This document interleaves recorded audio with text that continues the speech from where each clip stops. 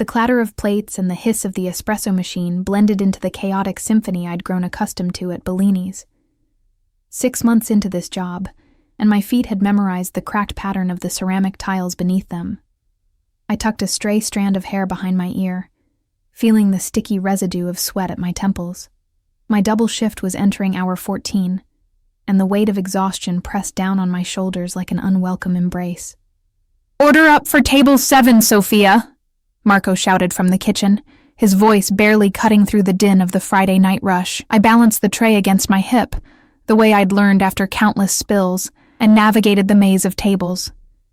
The smell of garlic and red wine sauce clung to my uniform, a scent that would follow me home to my empty studio apartment. Bellini's wasn't much, but it paid just enough to keep the lights on and my student loans at bay. One more year of night classes, and I might finally finish my nursing degree. That thought alone kept me upright on nights like these. "Excuse me, miss? Could I get more water?" A middle-aged man in a business suit gestured at me impatiently, not bothering to look up from his phone. "Right away, sir," I replied, my customer service voice so practiced it felt like it belonged to someone else. I delivered the steaming plates to table 7, a young couple so absorbed in each other they barely acknowledged my existence. Their happiness felt like something viewed through a fogged window, visible, but untouchable. At 27, I'd almost convinced myself I didn't need that kind of connection anymore. Almost. The front door chimed, and I glanced up reflexively. In the dimly lit entrance stood 3 men, their presence immediately altering the atmosphere of the restaurant. The first 2 were tall and broad-shouldered, their eyes scanning the room with mechanical precision. Security.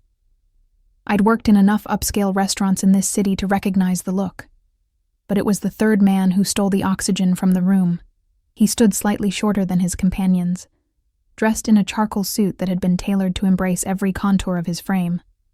His dark hair, salted with gray at the temples, was swept back to reveal a face that seemed carved from something harder than flesh. Sharp cheekbones, a jawline that could cut glass, but it was his eyes that caused my tray to slip slightly in my grip. Deep set and the color of aged whiskey, they moved deliberately across the restaurant as if taking inventory of all he surveyed. Something about him reminded me of the panthers I'd seen at the zoo as a child. Beautiful, but with danger simmering just beneath the surface. "Sophia," Marco hissed from behind me. "That's Vincent Moretti, corner table. Now." My heart stuttered. Everyone in the city knew the Moretti name, though most pretended not to. They owned half the waterfront, several construction companies, and according to whispers, most of the city officials. The legitimate businesses were just the surface. What lurked beneath was the stuff of local legend. I nodded mutely and watched as the host led the 3 men to our most secluded corner table. As I approached with water glasses, I noticed something I hadn't seen before, a small figure trailing behind Moretti. A little girl, no more than 6 or 7, with dark curls cascading down her back, and a blue velvet dress that looked like it cost more than my monthly rent. "Good evening, gentlemen," I said, setting down the water glasses with hands I forced not to tremble. "I'm Sophia. I'll be your server tonight." The 2 security men didn't acknowledge me. Moretti's gaze lifted slowly, his eyes meeting mine with an intensity that made me feel exposed, as if he could read every struggle, every fear, every dream I'd tucked away. "Sophia," he repeated, the Italian pronunciation of my name rolling off his tongue like velvet. Not a question. Not quite a greeting. Something in between. "It's actually Sophia," I corrected before I could stop myself, immediately regretting it as his eyebrow arched slightly. The corner of his mouth twitched, almost a smile, but not quite. "My daughter's name is Sophia as well." He gestured to the little girl who was climbing into the booth beside him. A beautiful name. The little girl looked up at me with eyes identical to her father's, though hers held a childlike innocence his had long ago shed. "Where's the bread?" "Mama always asks for bread first," she declared, with the confidence of someone used to being indulged. A flash of something, pain, anger, crossed Moretti's face so quickly I might have imagined it. "Sophia," he said gently, his voice taking on a softness I wouldn't have thought possible. "Remember what we discussed?" The girl's lower lip trembled slightly, but she nodded and looked down at her lap. I seized the opportunity to retreat. I'll bring some bread right away and give you a few minutes with the menus. As I hurried back to the kitchen, I felt Moretti's gaze following me, as tangible as a hand against my back. The weight of it made me stumble slightly as I pushed through the swinging door. "You okay?" Lena, the other waitress on shift, asked as she loaded her tray. "You look like you've seen a ghost." "Table 12 is Vincent Moretti," I whispered, grabbing a bread basket and filling it with focaccia still warm from the oven. Lena's eyes widened. "The Vincent Moretti? Jesus, Sophia. Be careful with that one. My cousin worked an event at his house once. Said the basement was off limits, and when someone wandered down there by mistake, they never came back to work the next day." "That's just a rumor," I said, though uncertainty threaded through my voice. "Everything about that family is rumors, until it isn't," Lena replied darkly. "Just keep your head down, do your job, and don't make eye contact. Too late for that." I returned to the table with the bread basket and a small dish of olive oil. The little girl, Sophia, brightened immediately. "Can I have butter instead?" she asked, looking up at me with those disarming eyes.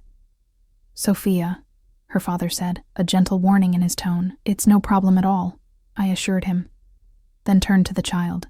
"I like butter better too. It'll be our secret."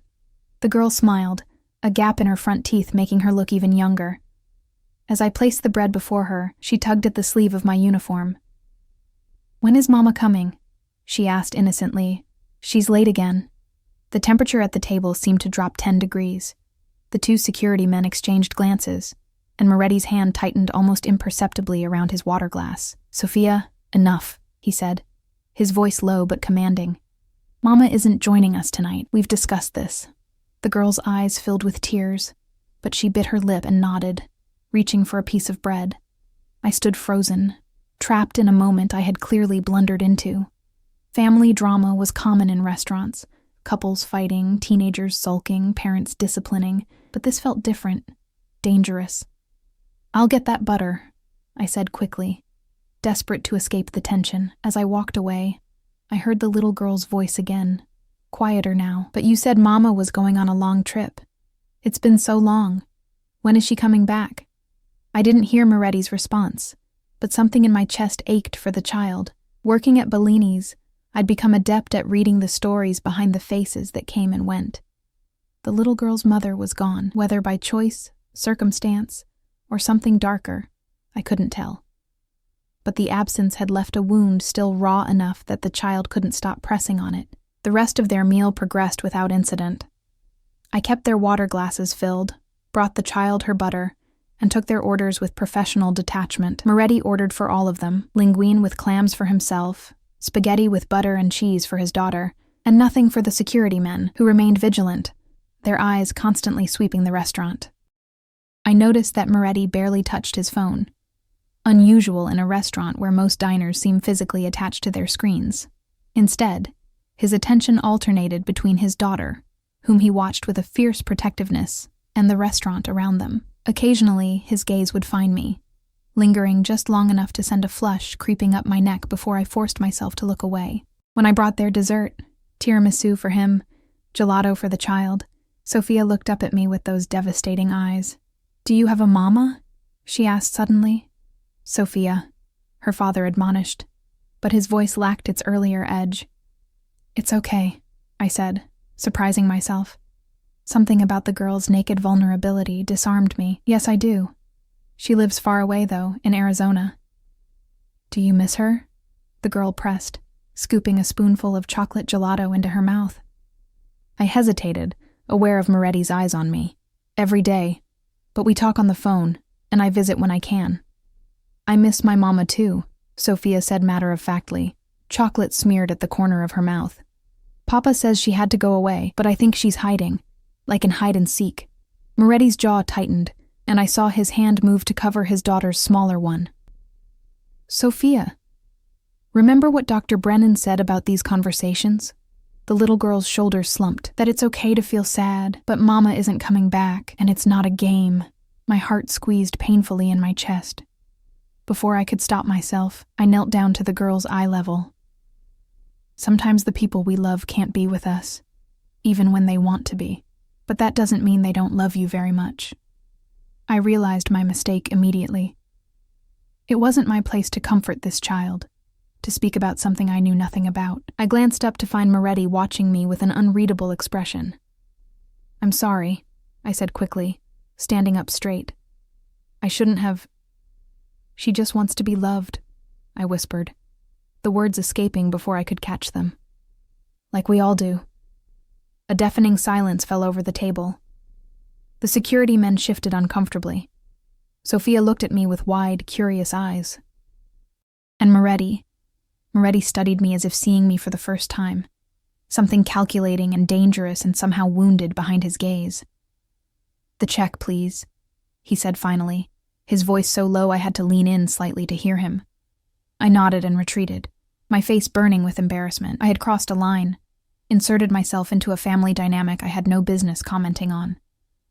Worse, I had done it with Vincent Moretti, a man who, if the rumors were true, had people taken care of for much smaller transgressions.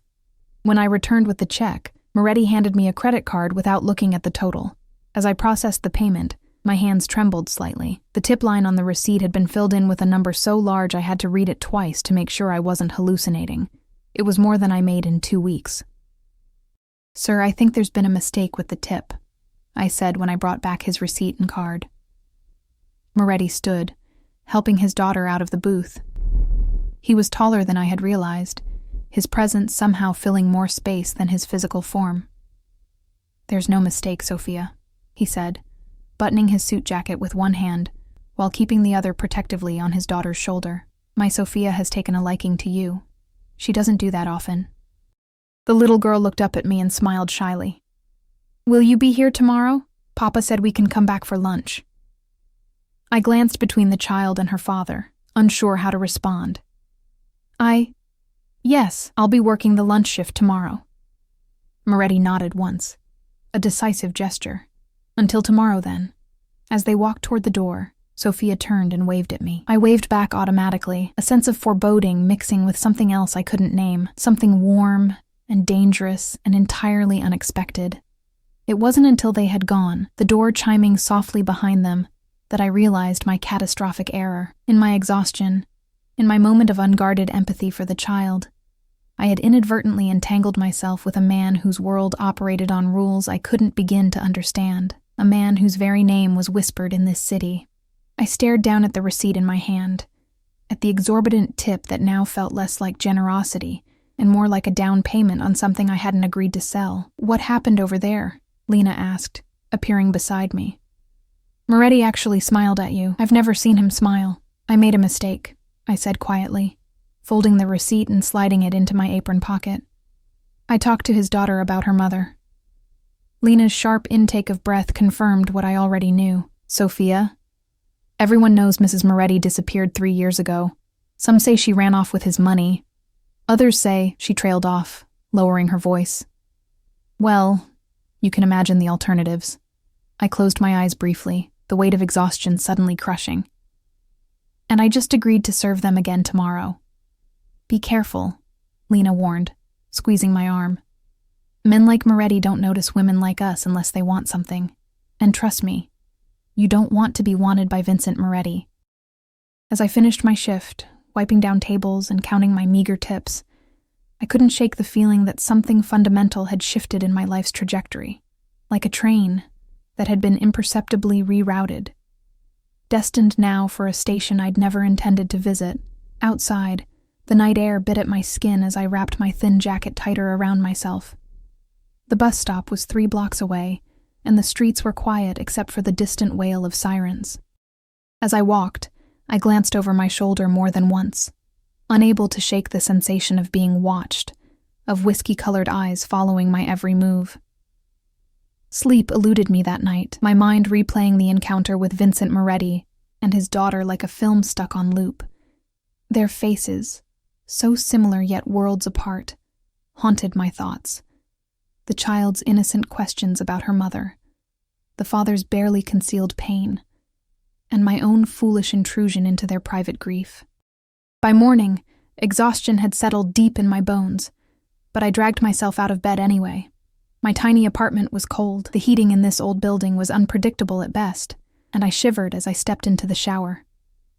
The hot water ran out after 3 minutes, another daily reminder of all I couldn't afford. As I dressed for my shift, I considered calling in sick. The prospect of facing Moretti again sent anxiety spiraling through my chest. But I needed the money too desperately to forfeit a day's wages, especially with rent due next week. Besides, there was a chance they wouldn't show up. Men like Moretti made casual promises all the time, especially to placate children. Surely he had more important matters than keeping a lunch date at a modest Italian restaurant with an ordinary waitress who had spoken out of turn. The morning rush at Bellini's was lighter than usual, just a few business people grabbing coffee and pastries. I moved through my tasks mechanically, my thoughts elsewhere. Marco noticed my distraction as I nearly collided with him coming out of the kitchen. "You look like hell," he said bluntly, steadying me with a hand on my arm. "Everything okay?" I forced a smile. "Just tired. Didn't sleep well." He studied me for a moment, then sighed. "Take your break early. You're no good to me like this." I nodded gratefully and retreated to the small break room, collapsing onto the worn couch. My phone buzzed with a text from my mother. Another request for money I didn't have. I tucked it away without responding, guilt gnawing at me. She'd supported me through so much. Now that she needed help, I could barely keep myself afloat, let alone assist her. My 15 minutes of respite ended too quickly. When I returned to the floor, Lena grabbed my wrist, her eyes wide. "They're here," she whispered urgently. "Corner table again. Asked for you specifically." My stomach dropped. I turned slowly to see Vincent Moretti seated at the same table as yesterday, his daughter beside him. Today, only one security man accompanied them, standing unobtrusively near the entrance rather than sitting at their table. Moretti looked different in daylight. No less dangerous, but somehow more human. He'd forgone a tie, and his crisp white shirt was open at the collar, revealing a glimpse of tanned skin. Sophia wore a green dress today, her dark curls held back by a matching headband. She spotted me first, her face lighting up with recognition. I took a deep breath and approached their table, professional smile firmly in place. "Good afternoon. It's nice to see you both again." "Sophia," Sophia exclaimed, bouncing slightly in her seat. "I told Papa you'd be here. He said maybe you had the day off, but I knew you'd come." Moretti's eyes met mine, that same intensity from yesterday making my skin prickle with awareness. "My daughter was quite insistent we return today." I nodded, unsure how to respond. "Can I get you something to drink?" "Apple juice," Sophia declared. "Still water for me," Moretti added, his voice low and measured. Then, unexpectedly, "Did you sleep well, Sophia?" The question caught me off guard, its casualness at odds with the calculating look in his eyes. Yes. Thank you," I lied, suddenly conscious of the concealer I'd hastily applied to the shadows beneath my eyes. Something like amusement flickered across his features. "You're not a convincing liar. Admirable in some ways, dangerous in others." I felt heat rise to my cheeks. "I'll get those drinks." As I walked away, I could feel his gaze tracking me. The weight of his attention felt both intrusive and strangely thrilling, a contradiction that unsettled me. At the bar, I took a moment to compose myself, filling Sophia's juice glass with shaking hands. "Everything okay?" Antonio, our bartender, asked with concern. "Fine," I assured him, though nothing felt fine at all. When I returned to their table, Sophia was coloring on a placemat, her small tongue poking out between her teeth in concentration.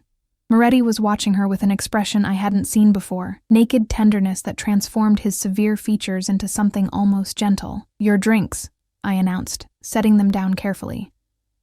"Are you ready to order?" Sophia looked up from her drawing. "I want spaghetti again, and can I have extra cheese?" Moretti smiled indulgently at his daughter before turning to me. "The chef's special for me, and yes, extra cheese for the little artist here." I nodded and turned to leave, but Sophia's voice stopped me. "I made this for you," she said, holding up her drawing. It was a childish rendition of 3 figures, a tall man in black, a small girl in green, and a woman with long hair. "It's you and me and Papa at the restaurant." "Sophia," Moretti said, a note of warning in his voice. The little girl's face fell slightly, but she persisted. "Can she sit with us, Papa? Just for a minute? Please?" I froze, caught between Moretti's darkening expression and his daughter's hopeful one. The restaurant wasn't busy. There were only 3 other occupied tables, but sitting down with customers was strictly against policy. "Your father is right, Sophia," I said gently. "I'm working right now, but thank you for the beautiful drawing. I'll keep it safe." Sophia's lower lip trembled dangerously. Moretti sighed, a sound of measured restraint rather than exasperation. "Perhaps Sophia can join us briefly when she's on her break," he suggested, his eyes never leaving my face. Not a request. A command softened only for his daughter's benefit. I have a break in about an hour," I found myself saying. Sophia beamed triumphantly. Moretti merely nodded, as if my compliance had been a foregone conclusion. I escaped to the kitchen, clutching Sophia's drawing and trying to calm my racing heart. "You look like you've seen a ghost," Marco commented as I handed him their order. "Worse," I muttered. "I just agreed to sit with Vincent Moretti on my break." Marco's eyes widened. "Are you insane? Men like that don't take friendly interest in waitresses, Sophia. They want something." "It's for his daughter," I explained weakly. "She's just a child. She seems lonely." Marco shook his head. "Children are the perfect cover. Be careful." I nodded, though I wasn't sure what exactly I was supposed to be careful of. Surely Moretti wouldn't try anything in a public restaurant, with his own daughter present. Still, Marco's warning echoed Lena's from the night before, amplifying the sense of foreboding that had taken up residence in my chest. The hour passed too quickly. I served other tables, refilled drinks, and all the while felt the magnetic pull of Moretti's presence in the corner of the restaurant. Several times I caught him watching me, his gaze inscrutable but unwavering. When my break finally arrived, I hesitated by the kitchen door, briefly considering hiding until my 15 minutes were up. But something, curiosity perhaps, or a misplaced sense of obligation to the little girl, propelled me forward. "You came!" Sophia exclaimed as I approached their table. She had finished her spaghetti, evidence of it lingering in a smear of sauce at the corner of her mouth. Moretti gestured to the empty chair across from them. "Sit, please." I sat, folding my hands in my lap to hide their trembling. Up close, I could see the fine details I'd missed before. The slight crookedness of Moretti's nose, suggesting it had been broken at least once, and a thin scar that bisected his right eyebrow. Signs of violence etched into an otherwise immaculate presentation. "Sophia was just telling me about her ballet lesson this morning," Moretti said, his voice surprisingly conversational. The little girl nodded eagerly. "I'm learning to pirouette. Do you dance, Sophia?" "I used to," I admitted, smiling despite my nervousness. "A long time ago when I was about your age." "Why did you stop?" Sophia asked, leaning forward with genuine interest. The question was innocent but touched a nerve. Memories of lessons abruptly ended when money grew tight, dreams shelved out of necessity rather than choice. Sometimes grown-ups have to make hard choices. I answered carefully.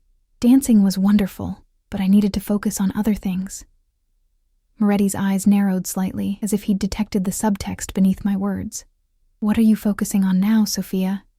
Besides serving excellent linguine, of course." The question felt loaded, as if he were probing for information rather than making small talk. I hesitated, then decided simple truth was safest. "I'm studying nursing, part-time while I work here. A healer," he mused, something unidentifiable flickering in his eyes. "Interesting choice." Sophia bounced in her seat. "Like when Papa hurt his hand and the nurse gave him the special bandage? Do you make special bandages, too?" A shadow crossed Moretti's face. "Sophia," he said quietly, and though his tone remained gentle, the warning was clear. I pretended not to notice the exchange, though my mind raced with questions. What happened to his hand, and why was it a forbidden topic? "Not yet," I told Sophia. "I'm still learning. It takes a long time to become a good nurse. Papa says anything worth doing takes time," she recited proudly. Then her expression turned solemn, like waiting for Mama. The air at the table suddenly thickened. Moretti's jaw tightened, but before he could speak, I instinctively changed the subject. "Do you have a favorite ballet, Sophia?" I asked quickly. The diversion worked. The little girl launched into an elaborate description of Swan Lake, complete with dramatic arm movements that nearly knocked over her water glass. Moretti reached out to steady it, his fingers brushing against mine as I moved to do the same. The brief contact sent an electric current up my arm, and I withdrew my hand as if burned. Our eyes met, and for a moment, something charged and dangerous passed between us. Then Sophia's voice broke the spell, pulling my attention back to her story about princesses and swans. My break ended too soon. As I stood to leave, Sophia grabbed my hand. "Will you be here tomorrow?" she asked, hope shining in her eyes. Before I could respond, Moretti interjected. "Unfortunately, we have other plans tomorrow, Tesoro." He turned to me, expression unreadable. "But perhaps you could join us for dinner at my home this weekend, Sunday. Sophia would enjoy the company, and my chef makes an excellent ossobuco." The invitation landed like a stone in still water, sending ripples of alarm through my body. Dinner at his home? It was wildly inappropriate, completely beyond the bounds of our brief acquaintance. I don't think," I stammered. "Please, Sophia," Sophia pleaded, her small face earnest. "I could show you my ballet shoes and my dollhouse and the kittens in the garden." I looked from the child to her father, trapped. Refusing felt impossible with Sophia's hopeful eyes fixed on me, yet accepting seemed dangerous in ways I couldn't fully articulate. "I have Sunday off," I heard myself say, the words emerging without my permission. Moretti nodded, satisfied. "Good. My driver will collect you at 6. Where do you live?" The question jolted me back to reality. "Wait, I didn't—" 197 Eastwood Avenue, apartment 3B, he stated. Not a question, but a confirmation. A chill ran through me. He already knew my address. Of course he did. "How did you—" "I make it my business to know things, Sophia," he said quietly, his voice pitched so Sophia couldn't hear, especially about people who interest me. The implication hung in the air between us, thrilling and terrifying in equal measure. I swallowed hard, suddenly aware of how out of my depth I truly was. "I should get back to work," I murmured. Moretti inclined his head in acknowledgement. "Until Sunday, then." As I walked away, Sophia called after me, "Bring your appetite. Papa's chef makes the best desserts, too." Her childish enthusiasm contrasted sharply with the calculated intensity of her father's gaze, which I could feel following me across the restaurant. I returned to work in a daze, moving through the motions automatically while my mind raced. What had I just agreed to? And more importantly, what would happen if I changed my mind? Sunday arrived with the inevitability of an approaching storm. I spent the morning in a state of nervous agitation, alternating between determined plans to cancel and resigned acceptance of my fate. 3 times I picked up my phone to call Bellini's, knowing Marco could get a message to Moretti. 3 times I set it down again, remembering the fact that Vincent Moretti already knew my address. Had known it before I'd ever agreed to this dinner. What else did he know about me? My schedule? My finances? The thought sent a chill through me. By late afternoon, I stood before my closet, staring at the pitiful selection of clothing appropriate for dinner, at what I imagined was a mansion. Nothing seemed right. Everything I owned screamed, struggling waitress, because that's exactly what I was. I finally settled on a simple navy blue dress I'd worn to a friend's wedding last year. It was modest enough to be appropriate for a dinner with a child present, but still flattering. I paired it with my only decent pair of heels and the silver earrings my mother had given me for my 25th birthday. Looking in the mirror, I hardly recognized myself without the Bellini's uniform I'd grown so accustomed to seeing. At exactly 5:45, a knock sounded at my door. I jumped, my heart racing. He'd said 6 o'clock. Why would someone be here already? When I opened the door, I found myself face to face with one of Moretti's security men, the taller one from the first night at the restaurant. Up close, the scar along his jawline was more pronounced, a jagged line that disappeared beneath his collar. "Miss Sophia," he said, his voice surprisingly gentle for someone so imposing. "Mr. Moretti sent me to escort you." He said 6 o'clock, I replied, clutching my small purse like a shield. The man's expression didn't change. "Mr. Moretti prefers punctuality. The car is waiting." I hesitated, suddenly aware of how easily I could close the door, refuse to go. But something told me that option had evaporated the moment I'd engaged with Sophia's innocent questions days ago. "Let me get my coat," I said, turning back into my apartment. The drive was silent and tense. The security man, who introduced himself only as Dante, sat in the front beside the driver, leaving me alone in the spacious back seat of the black SUV. The windows were tinted so darkly I could barely make out the streets as we left my neighborhood behind and headed toward the hills that overlooked the city. After 30 minutes of winding roads that took us higher into the exclusive neighborhoods I'd only ever seen in magazine features, the car slowed before an imposing gate. A security camera swiveled toward us, and after a moment, the gate swung open silently. We proceeded up a long driveway lined with perfectly manicured trees until the house, no, estate, came into view. Moretti's home was a sprawling stone mansion that seemed to grow organically from the hillside, its windows gleaming like eyes in the early evening light. A fountain bubbled in the circular driveway, the water catching the golden rays of the setting sun. It was beautiful, intimidating, and utterly alien to my world. Dante opened my door and offered his hand to help me out. His palm was calloused, his grip firm but careful, as if he was accustomed to managing his own strength. "This way, miss," he directed, leading me up wide stone steps to a massive front door that opened before we reached it. A woman in her 60s with silver-streaked dark hair and a crisp black dress nodded at me. "Miss Sophia, welcome to the Moretti residence. I'm Mrs. Russo, the housekeeper. Please come in." The foyer was a study in restrained opulence.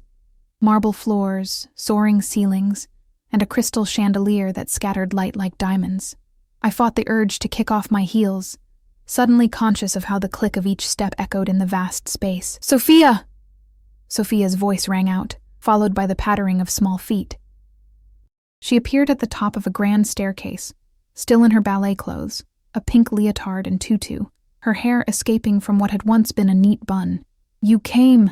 Papa said you might change your mind." Before I could respond, she flew down the stairs and wrapped her arms around my waist. The unexpected affection startled me, but I returned the hug, oddly touched by her enthusiasm. "Sophia," a voice called from above. What did we discuss about running in the house? Vincent Moretti descended the staircase with unhurried grace, each step deliberate. Unlike at the restaurant, where his presence had been commanding but contained, here he seemed to expand, filling the space with an authority that came from absolute ownership. He wore charcoal slacks and a crisp white shirt, the sleeves rolled to reveal strong forearms, more casual than I'd seen him before, yet somehow no less intimidating. "But Papa, Sophia's here," Sophia protested, still clinging to me.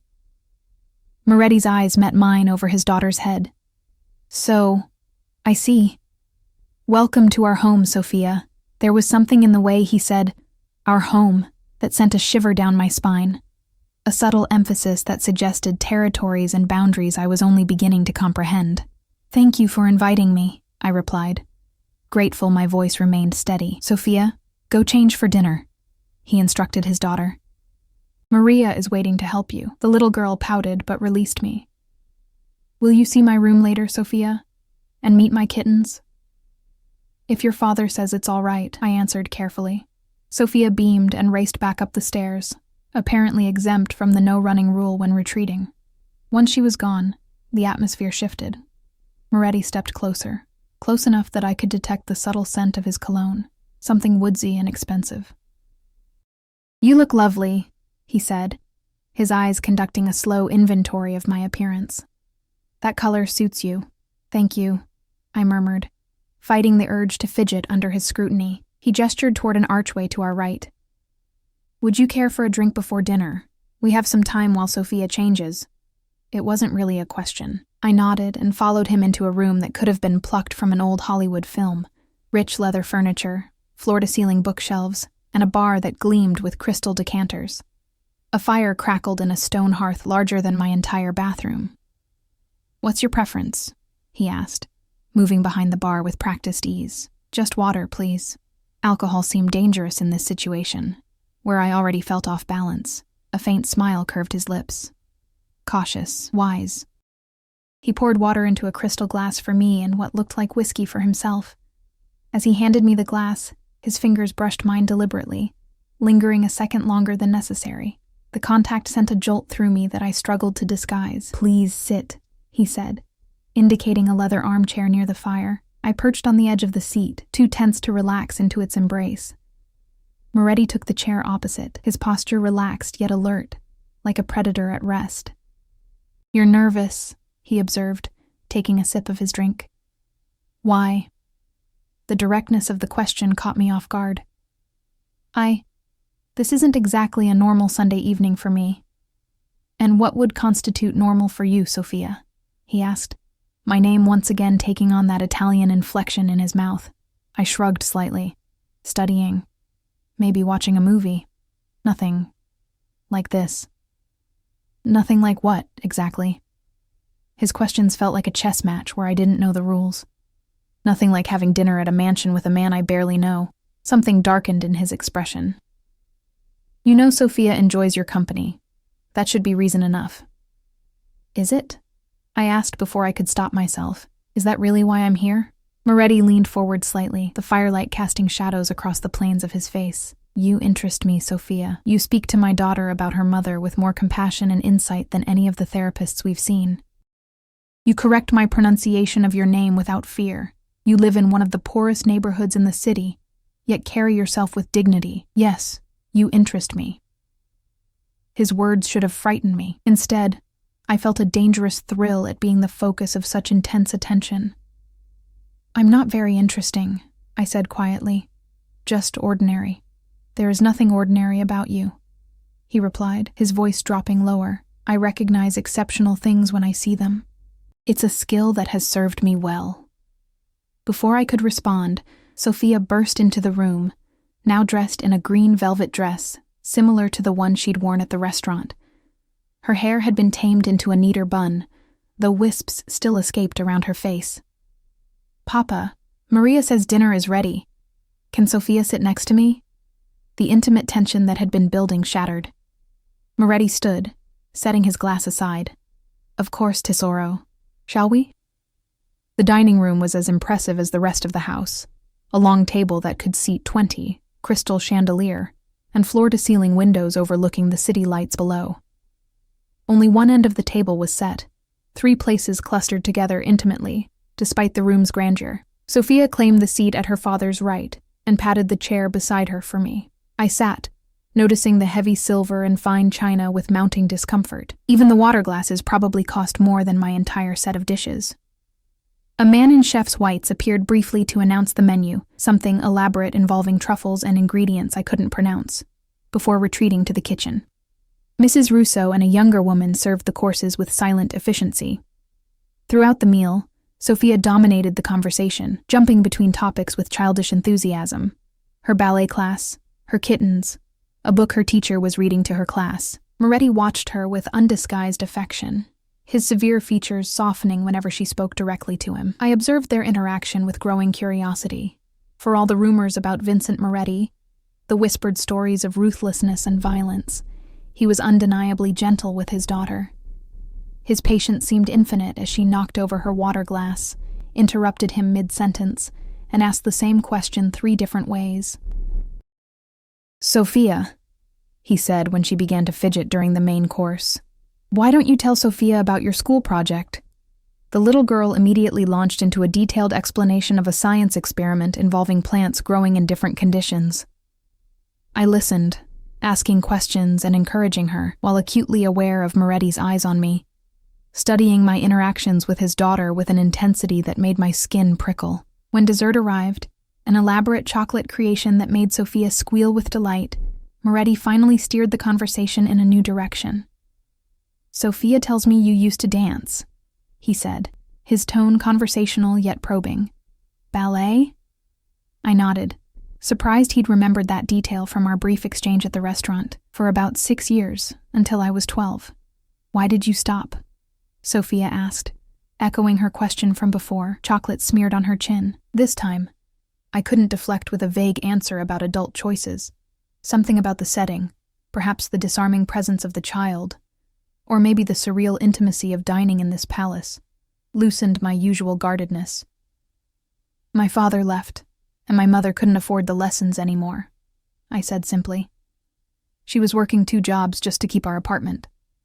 Sophia's face fell. That's sad. Life isn't always fair, Tesoro, Moretti said, his eyes never leaving my face. But sometimes, what seems like an ending can be a beginning in disguise. There was something in his tone that suggested he wasn't just offering platitudes about my childhood disappointment. Before I could decipher his meaning, Sophia yawned widely. I think it's past someone's bedtime, Moretti observed, checking his watch. It's nearly 9. But I want to show Sophia my kittens, Sophia protested, though her eyelids were visibly drooping. Tomorrow is a school day, he reminded her gently. The kittens will still be here another time.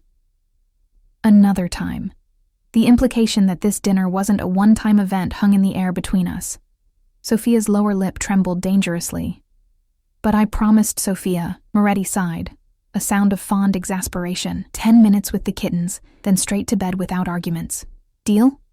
Sophia nodded eagerly, suddenly revitalized. She grabbed my hand and pulled me from my chair with surprising strength for such a small person. They're in the garden room. Come on. I glanced back at Moretti, who nodded his permission with the ghost of a smile. We'll have coffee when you return, he said, the statement both a promise and a command. Sophia led me through the house, her small hand warm in mine, chattering about her kittens' personalities and names. The garden room turned out to be a solarium at the back of the house, filled with lush plants and comfortable furniture. In one corner, a plush cat bed held 3 tiny kittens, all black, except for white markings on their paws and faces. This is Midnight, and this is Shadow, and this is Ghost, Sophia introduced them proudly. Papa got them for my birthday last month. They're brothers. I knelt beside the cat bed, gently stroking one of the kittens. It mewed softly and batted at my fingers with velvet paws. They're beautiful, I told her honestly. Sophia beamed, carefully picking up the smallest kitten and cradling it against her chest. This one's my favorite, but don't tell the others. Mama loved cats too. Papa says that's why she sent these to me for my birthday. I froze, my hand still on one of the kittens. Your mama sent them? Sophia nodded solemnly. Papa says Mama can't be here, but she sends me presents sometimes. For my birthday and Christmas. Do you think that's true? The innocent question pierced my heart. I glanced toward the doorway, half expecting to find Moretti listening, but we were alone. I think, I said carefully, that your papa wants you to know how much your mama loves you, even if she can't be here. Sophia considered this, her small face serious. I don't really remember her anymore. Just her smell, like flowers after rain. She yawned again, wider this time. Papa has a picture of her in his study, but I'm not allowed in there. Before I could respond to this revelation, Mrs. Russo appeared in the doorway. Miss Sophia, it's time for bed. You can see the kittens tomorrow after school. Sophia sighed dramatically but returned the kitten to its bed. Good night, babies, she whispered, then turned to me. Will you come to tuck me in, Sophia? The request startled me. I think that's something special for your papa to do, but you could both do it, she suggested, brightening at the idea. Mrs. Russo intervened smoothly. Your father is waiting for Miss Sophia in the study. Come along now. Let's get you ready for bed. Sophia hugged me impulsively, her small arms tight around my waist. Good night, Sophia. Will you come back soon? The question caught in my chest like a thorn. This child, so eager for female attention, had latched onto me, a stranger, with alarming speed. What did that say about her life in this beautiful, empty mansion? If your father invites me, I answered truthfully. Sophia smiled sleepily and took Mrs. Russo's outstretched hand.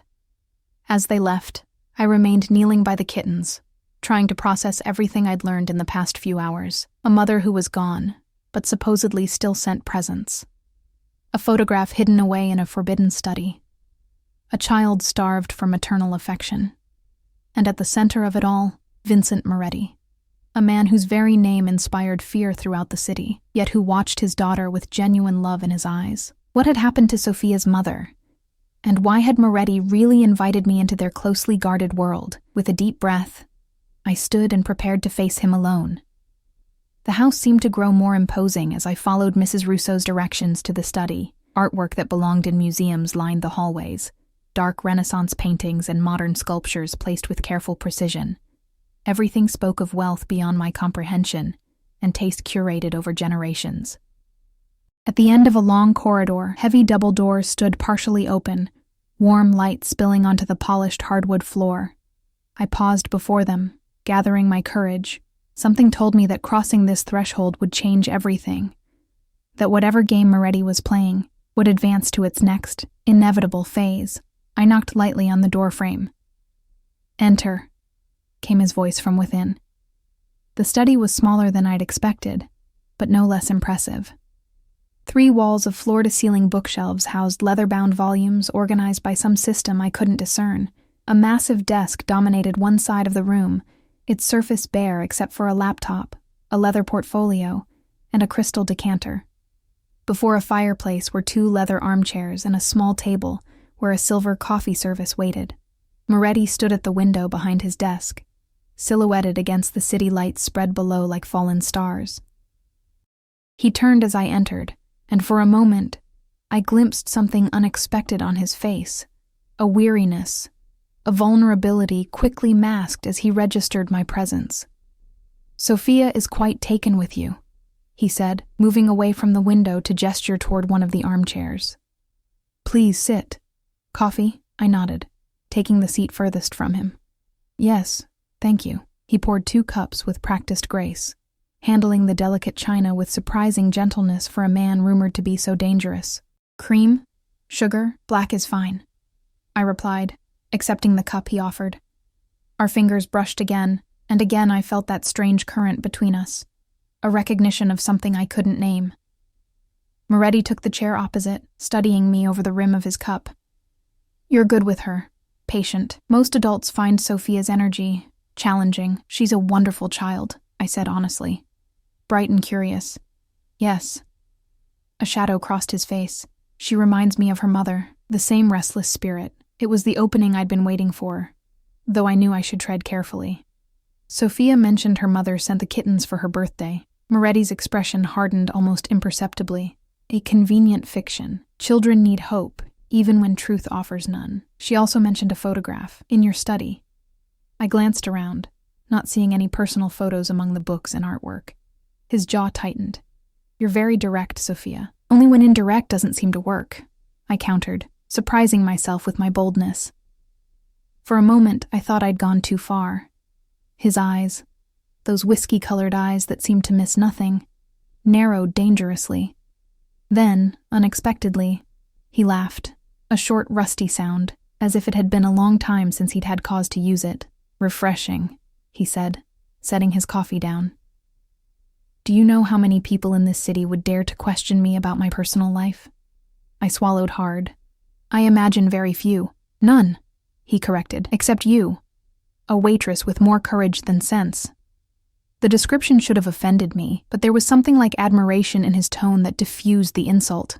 Still, I needed to establish boundaries before this strange conversation went any further. "Mr. Moretti—" "Vincent," he interrupted.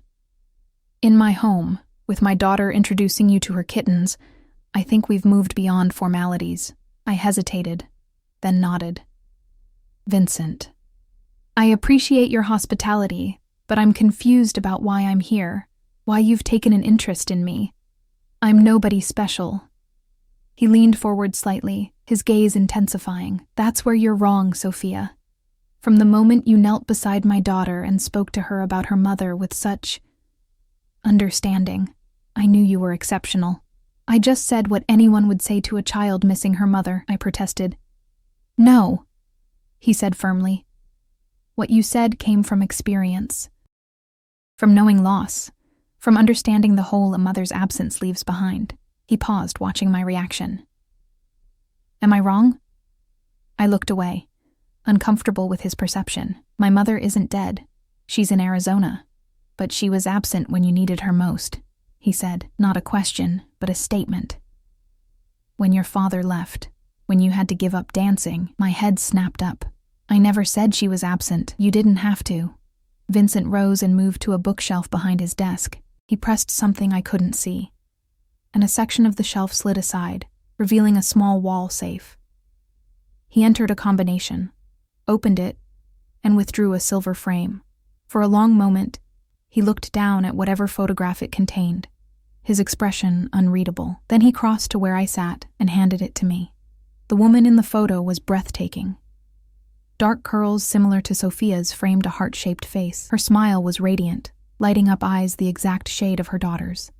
She was captured mid-laugh on what appeared to be a yacht, the wind blowing her hair, her hand reaching toward whoever was taking the picture. "Adelina," Vincent said, the name like a prayer on his lips. "Sophia's mother. My wife." I traced the edge of the frame with my fingertip, struck by the joy in the woman's face. "She's beautiful. Sophia has her smile. Yes?" He reclaimed the photograph, his thumb brushing over the woman's face with tender reverence before returning it to the safe. "That was taken 3 months before she disappeared." The word hung in the air between us. Not died, disappeared. "What happened to her?" I asked quietly.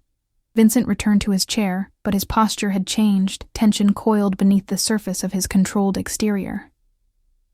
"That depends on who you ask. The police believe she ran away with a considerable amount of my money and a man she'd been seeing. Her parents believe I killed her in a jealous rage. My enemies spread their own theories, each more lurid than the last." "And what do you believe?" I pressed, unable to stop myself. His eyes met mine, and in them I saw a pain so raw it took my breath away. "I believe my wife was taken from us. And I believe whoever took her wanted to destroy me through her." The implication sent a chill down my spine. "You think she's dead? I know she is," he said with grim certainty. "Adelina would never willingly abandon Sophia. Never." I set my coffee cup down, my hand suddenly unsteady. "I'm sorry, truly. But I still don't understand what this has to do with me." Vincent was silent for a long moment, studying me with that penetrating gaze that seemed to see through all my carefully constructed defenses. "Sophia hasn't connected with any of her nannies or teachers. She tolerates her therapist but shares nothing meaningful. Then you, a waitress in a mediocre Italian restaurant, speak 5 sentences to her, and suddenly she's drawing pictures for you and introducing you to her kittens." He leaned forward, closing some of the distance between us. "My daughter needs a maternal figure in her life, Sophia, and for whatever reason, she's chosen you." I stared at him, comprehension slowly dawning. "Are you offering me a job?" "I'm offering you an opportunity," he corrected, "to finish your nursing degree without financial strain, to move out of that apartment with the broken heating and unreliable plumbing, to make a difference in the life of a child who needs you." My mind reeled. How did he know about my apartment's heating? The plumbing? What else had he investigated about my life? "In exchange for what?" I asked, my voice barely above a whisper. "Your time, your presence in this house, your influence on my daughter." His eyes held mine. "I'm not asking you to be her mother, Sophia. No one could replace Adelina, but Sophia needs someone, and she's chosen you."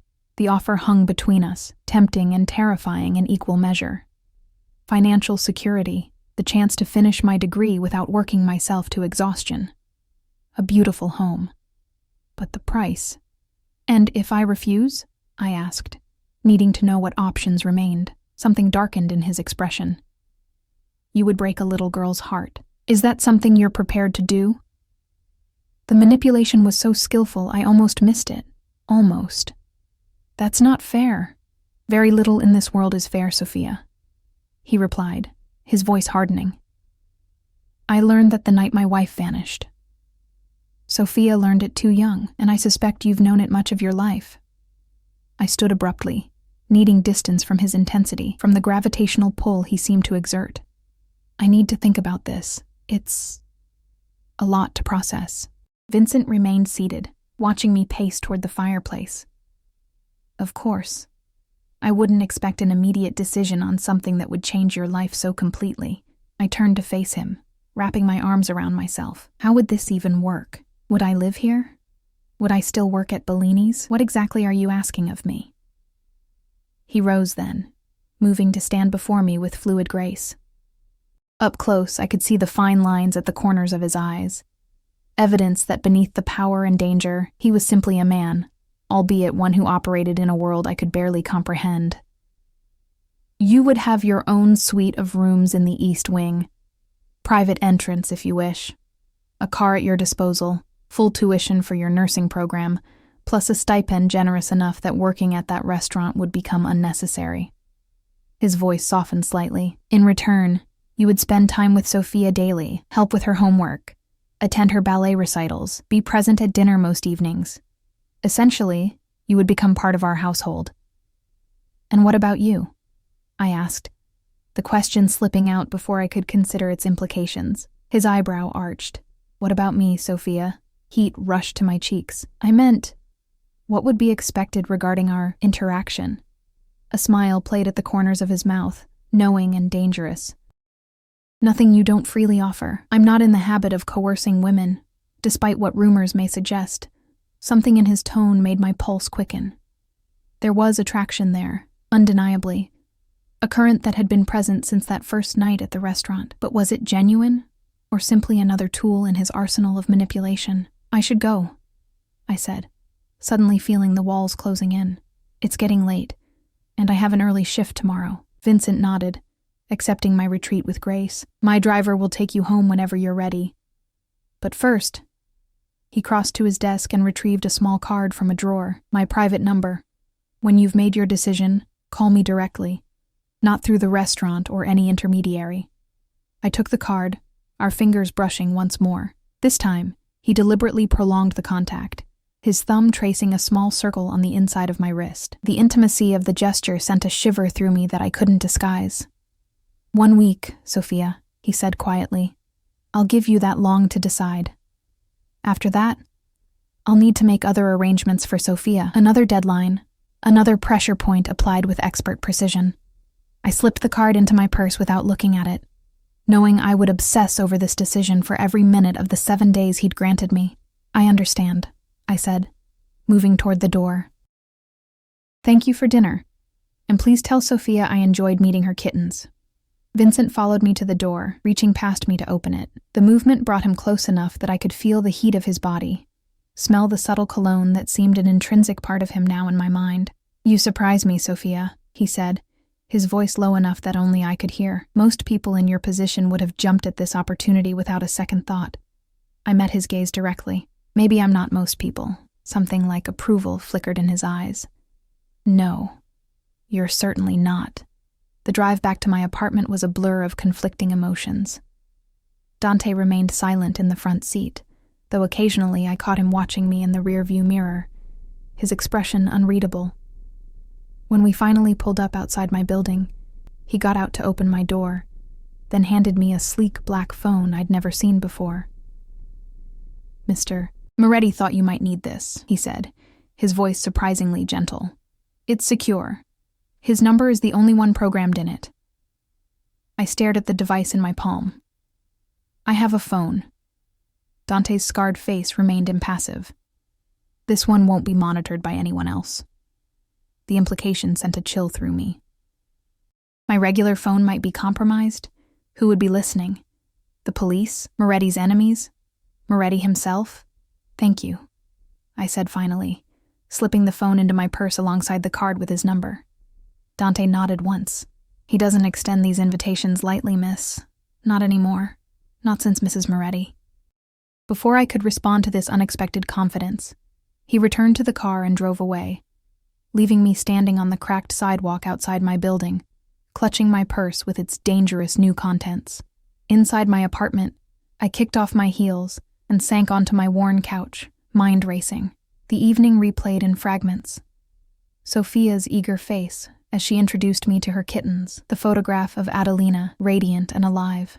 Vincent's eyes as he spoke of his wife's disappearance, grief and rage so tightly controlled they seemed to vibrate beneath his skin. And beneath it all, a current of attraction I couldn't deny, couldn't rationalize away as mere manipulation or Stockholm syndrome. I withdrew the black phone from my purse and stared at it. One button would connect me directly to Vincent Moretti, a man who, by his own oblique admission, operated outside the law. A man whose wife had vanished under circumstances mysterious enough that multiple theories circulated about her fate. A man who had researched my life thoroughly enough to know about my building's faulty heating. A man who was offering me everything I'd ever wanted, wrapped in silk and tied with strings I couldn't yet see. I set the phone on my coffee table and stared at it, feeling as though I stood at a crossroads. One path leading back to my struggling but simple life, the other into darkness I couldn't begin to fathom. 7 days to decide, 7 days to determine whether I was willing to step into Vincent Moretti's world, knowing I might never find my way out again. For 6 days, I carried both phones everywhere, my old one for normal life, the black one a constant, heavy presence in my purse. I worked my shifts at Bellini's, attended my nursing classes, and went through the motions of my regular life, while my mind remained firmly ensnared in the Moretti mansion on the hill. Lena noticed my distraction during our shared shift on Thursday. "Earth to Sophia," she said, snapping her fingers before my face as I stared blankly at the espresso machine. "What's going on with you? You've been a zombie all week." I forced a smile. "Just tired. Finals coming up." She studied me, unconvinced. "This wouldn't have anything to do with a certain dinner you had on Sunday, would it?" News traveled fast in our small world. "How did you—" "Marco saw Moretti's car pick you up." She lowered her voice. "Sophia, what are you doing? Getting involved with someone like him is dangerous." "It's not like that," I protested. "It's about his daughter." Lena's eyebrows shot up. "His daughter? The one whose mother mysteriously vanished?" The way she emphasized mysteriously made my stomach clench. "You don't think he—" "I don't think anything," she interrupted. "And neither should you. Whatever he's offering you, it's not worth it. Men like that don't give without taking something much bigger in return." Her words echoed in my mind that night, as I lay in bed, staring at the ceiling. Tomorrow was the deadline Vincent had set. 7 days to decide whether to step into his world or remain firmly in my own. I reached for the black phone on my nightstand, its sleek surface cool against my palm. I'd turned it on daily, waiting for something. A message? A call? But it had remained silent, respecting the space for decision-making he'd promised. Just before midnight, it vibrated in my hand, startling me so badly I nearly dropped it. A text message appeared on the screen. "Have you decided?" 3 words. No signature needed. My heart raced as I stared at them, knowing he was somewhere in his mansion, perhaps in that study with its hidden photograph, waiting for my response. I typed and deleted 5 different replies before settling on simple honesty. "I'm afraid." The response came almost immediately. Of me, I considered the question carefully. Was I afraid of Vincent Moretti himself? Of the world he inhabited? Or was I more afraid of the part of myself that had been drawn to him from that first night? The part that responded to his intensity with a matching fire of my own? Of everything this would mean for both of us.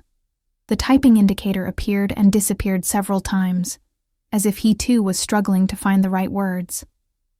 Finally, "My car will be outside your building at 10 a.m. tomorrow. If you're in it, we'll discuss terms that address your concerns. If not, we'll never speak of this again." The ultimatum hung in the digital space between us. I set the phone down without responding, knowing he didn't expect one. Vincent Moretti was a man accustomed to making offers that were either accepted completely or rejected outright. No negotiation, no middle ground.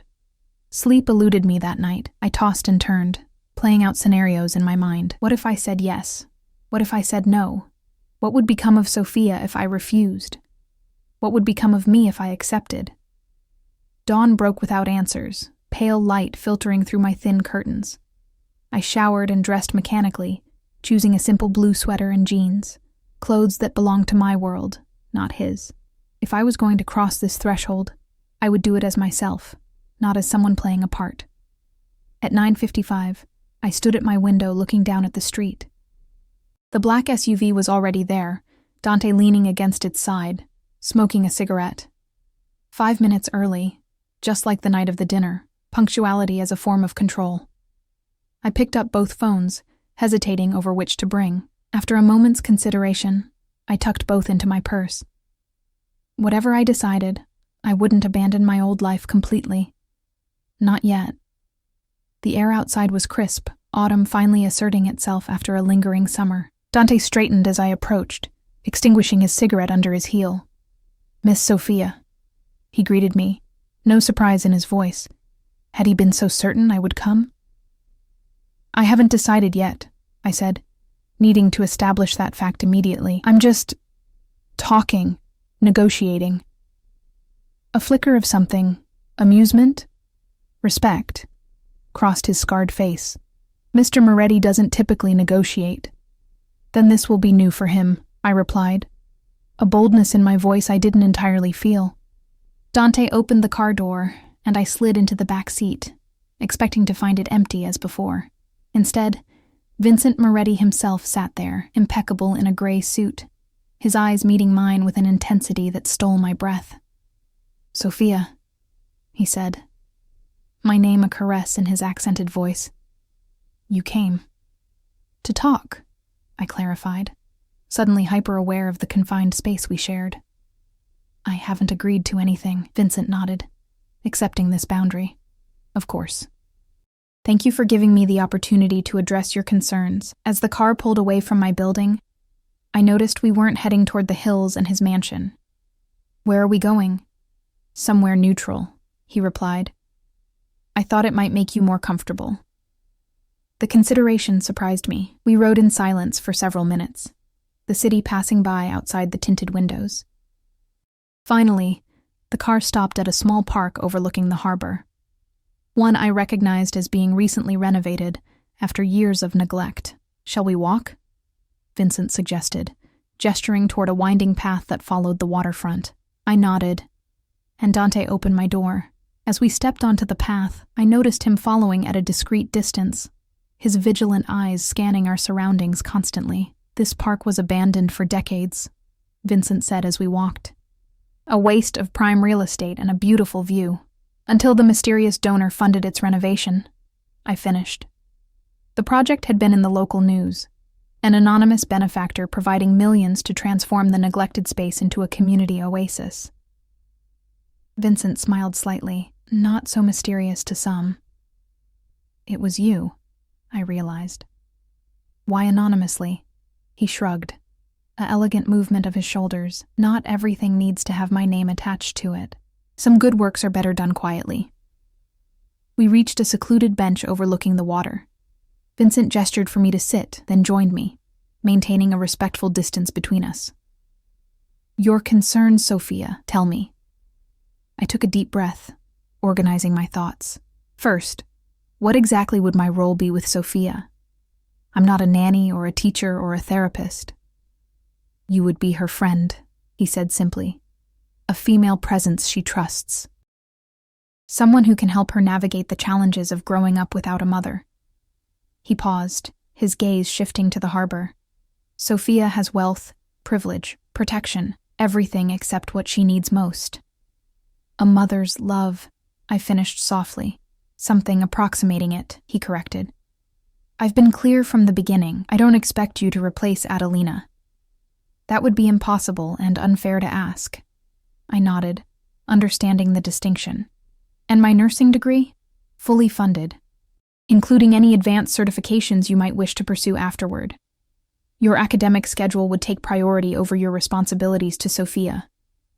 The generosity of the offer was overwhelming. "Why me? Surely there are people better qualified." "Sophia chose you," he interrupted. "Children have instincts adults often lack. She saw something in you that she needs." His eyes met mine. As did I. Heat bloomed in my cheeks at the implication. "And that brings me to my most important question. What do you expect from me, Vincent, beyond my relationship with Sophia?" He was silent for a long moment, his gaze intense but unreadable. "Honesty, loyalty, discretion." He leaned slightly closer. "What happens between us beyond that would be a matter of mutual desire, not obligation or expectation." My heart raced at his proximity, at the undercurrent in his words. "Your world is dangerous. I'd be putting myself at risk just by association." "Yes," he admitted without hesitation. "I won't insult your intelligence by pretending otherwise. My business activities are complex. But within my home, within my protection, you would be safe. From everyone except you, I said quietly. Something flashed in his eyes, hurt, perhaps, or anger at the implication. I have never harmed a woman in my life, Sophia, despite what rumors may suggest. And Adelina? I asked, the question I'd been holding back all week finally emerging. What really happened to her? Vincent's jaw tightened, pain etching itself into the lines of his face. She was taken by the Donato family. A message to me about territorial disputes. His voice dropped to a near whisper. By the time I found her, it was too late. The raw grief in his voice couldn't be manufactured. Whatever had happened to his wife, the loss had scarred him deeply. I'm sorry, I said softly, instinctively reaching out to cover his hand with mine. The touch seemed to surprise both of us. For a moment we sat in silence, my smaller hand resting atop his larger one, the connection between us undeniable and frightening in its intensity. If I agree, I said finally, withdrawing my hand, I would need certain guarantees. My independence, my freedom to leave if things become complicated, protection from your enemies and your business. Vincent nodded slowly. All reasonable requests. I can provide written assurances if you wish. I almost laughed at the absurdity. What good would a contract be with a man who operated outside the law? Yet the offer itself showed respect for my concerns. I don't need papers, I said. I need your word. As Sophia's father, something shifted in his expression. Approval, perhaps, that I'd found the one aspect of his identity he held sacred. You have it. On my daughter's happiness, I swear you will be free to leave at any time, with financial security intact, should you choose to do so. The breeze off the water carried the scent of salt and possibility. Behind us, Dante maintained his vigilant watch. Before us stretched the harbor, ships coming and going, some to places near, others to destinations unknown. 1 month, I said finally. I'll commit to 1 month, a trial period for all of us. If it works for Sophia, for you, for me, then we can discuss a longer arrangement. Vincent's eyes brightened with something that might have been hope. Agreed. Must. He extended his hand, and I took it, a formal handshake to seal an agreement that was anything but ordinary. His fingers closed around mine, warm and strong, and I knew in that moment that my life had irrevocably changed course. When would you like me to start? I asked. Our hands still joined between us. Vincent smiled. A real smile that transformed his severe features into something startlingly handsome. Sophia has a ballet recital tomorrow afternoon. I think she would be very happy to see you in the audience. As we walked back to the car, the morning sun warmed my face. Behind us, our footprints left parallel tracks in the damp earth of the path, separate but aligned, heading in the same direction. For better or worse, I had stepped into Vincent Moretti's world. What awaited me there, danger or redemption, heartbreak or healing, remained to be seen. But for the first time in years, I felt something I'd almost forgotten. The electric thrill of possibility, of a future unwritten but full of promise. A future that somehow, improbably, now included a dangerous man with whiskey-colored eyes and the little girl who had claimed my heart with 5 simple words. She just wants to be loved.